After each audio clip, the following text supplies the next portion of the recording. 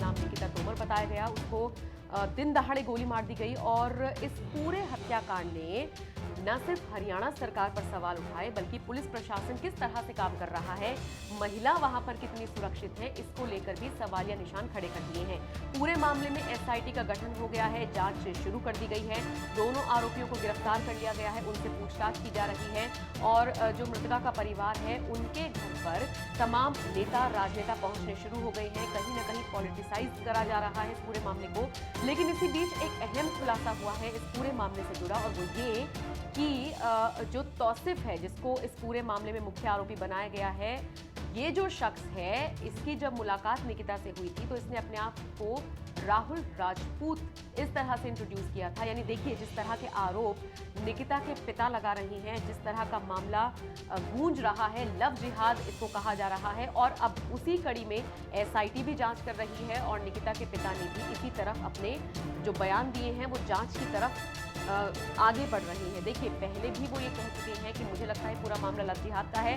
और अब जिस तरीके से जानकारी निकलकर सामने आई है कि जब निकिता की तौसिफ से मुलाकात हुई थी तो उसने अपना नाम तौसिफ ना बताकर राहुल राजपूत बताया था। हालांकि दोस्ती आगे बढ़ी नहीं बढ़ी इसके बारे में भी पुष्टि से जानकारी नहीं हुई है, लेकिन इतना जरूर सामने निकलकर आया है कि बहुत जल्द निकिता को पता लग गया था कि भाई ये राहुल राजपूत तो नहीं है, इसका असली नाम तौसिफ है और एक मुस्लिम शख्स है।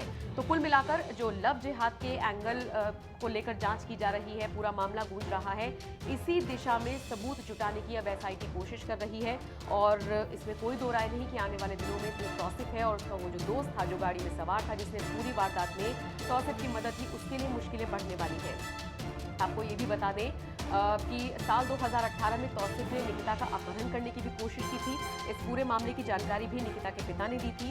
उन्होंने ये भी बताया था कि हमने तो मुकदमा भी दर्ज कराया था, लेकिन फिर तौसिफ और तौसिफ के पिता आ गए थे, हाथ जोड़कर माफी मांगी थी और ये वादा किया था कि आज के बाद तौसिफ कभी भी निकिता को परेशान नहीं करेगा। लेकिन किसे पता था कि भाई परेशान नहीं करेगा, लेकिन 2 साल से दिमाग में वो एक फितूर लेकर बैठा हुआ था। दरअसल पूरा मामला ये था कि जो जानकारी निकलकर सामने आई है वो ये है कि तौसिफ चाहता था कि निकिता धर्म परिवर्तन कराकर उसके साथ शादी करे। निकिता को ये मंजूर नहीं था।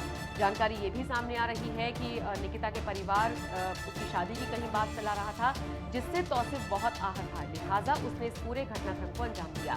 बहरहाल ये जो लव जिहाद का पूरा मामला निकलकर सामने आ रहा है, इसको लेकर पूरी जांच की जा रही है और आने वाले दिनों में तौसिफ की मुश्किलें बढ़नी तय मानी जा रही है। एक और दिलचस्प एंगल जो इसमें निकलकर सामने आया है वो ये है कि तौसिफ का पॉलिटिकल एंगल भी निकल रहा है और साथ ही साथ उसके कुछ ऐसे रिश्तेदार हैं जो कुख्यात बदमाश है, जैसे कि उसका एक मामा है जो कि इस वक्त जेल की ही सजा काट रहा है। और बताया ये जा रहा है तौसिफ ने अपने तमंचे का इंतजाम उसी मामा के गुर्गों से किया था। तो कुल मिलाकर कड़ी से कड़ी जोड़कर अब एसआईटी जांच कर रही है। अब देखना होगा क्या कुछ जांच में निकलकर सामने आता